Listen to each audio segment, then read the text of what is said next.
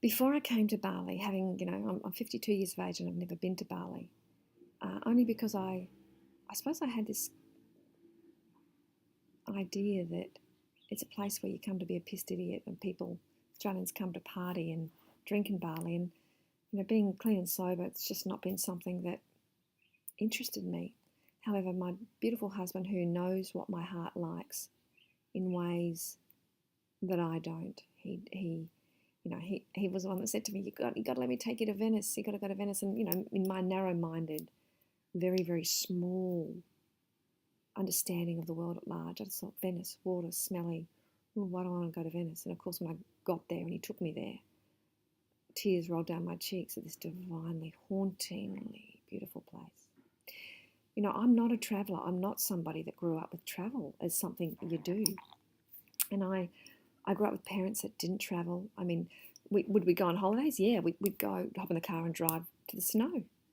We'd go to the beach, but we'd never leave Australia. And it was never spoken about. International travel was just not spoken about as something that our family did. And I remember when, and then I married a man that didn't travel, had never travelled, had never been overseas, and had no desire to. He liked going to the beach, doing the same holiday every year. And towards the end of our marriage, I started to write in bouts where I was clean and sober, and I won a writing competition. And the prize was to travel to the Amazon jungles in Peru with scientists from the Smithsonian and Earthwatch. And I remember in the 1990s, my babies were small and I was having bouts of sobriety because I didn't drink and drug when I had my children. I remained abstinent. And I remember hearing, it was the time where Elle Macpherson was on the telly recycling coffee grounds, and we were seeing horrible footage of the Amazon jungle being butchered, and my heart would race because Mother Nature and trees have always been my temples.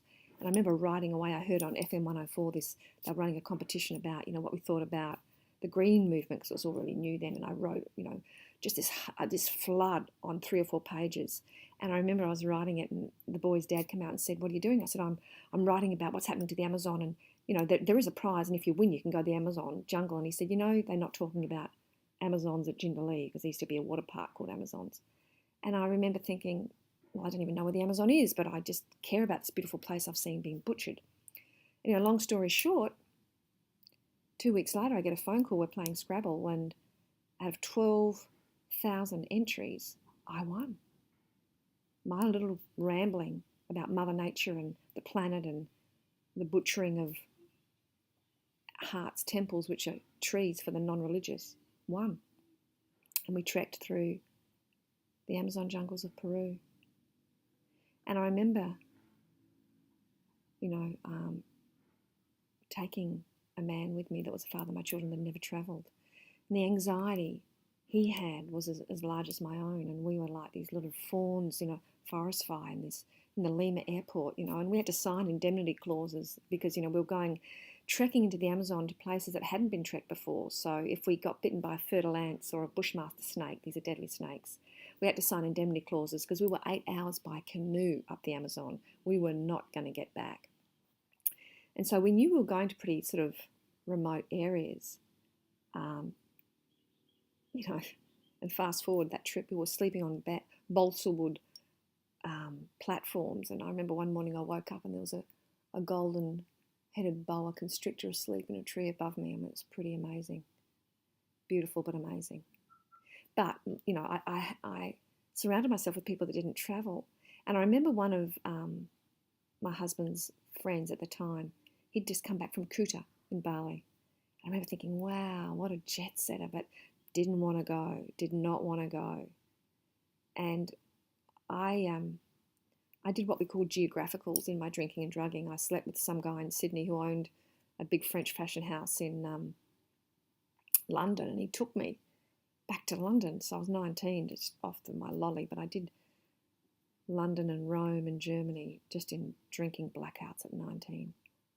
So I'd never really been present to travel. I remember visiting Lake Como at 19, off my lolly, drunk, knowing I was in this beautiful place, but with a guy that didn't speak English.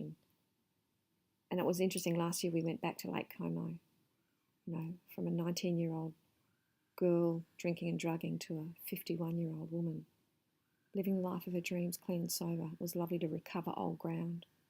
But so travel's a big deal for me. And when I met, Mr. Delicious, he's a Brit. He's travelled all his life. He goes on an overseas holiday, has done every year of his life. And so for me, on a honeymoon when he took me to Paris and New York, I was just mute. It was like disinfectant on a wound. I was so overwhelmed in this big world. This man that, just put his hand out and I followed him, but just the anxiety. So with each holiday he's taken me on each year, he's taken me to these amazing places, and he's been saying to me for years, let me take you to Bali. It's been a place, his brother, when he left the UK and went to Australia, and his brother left the UK and went to New York, but they'd meet in Bali as brothers and have these lovely holiday days. And he always spoken about it, in a spiritual sense. And he said, Cynthia, you'd love it. It's a spiritual place. But I had this Australian narrow viewpoint that it's a place where you go and get pissed and, and I'd heard a lot of people say, it's full of Australian bogans getting pissed. That's where you want to go to Darwin, Anyway, I have to tell you,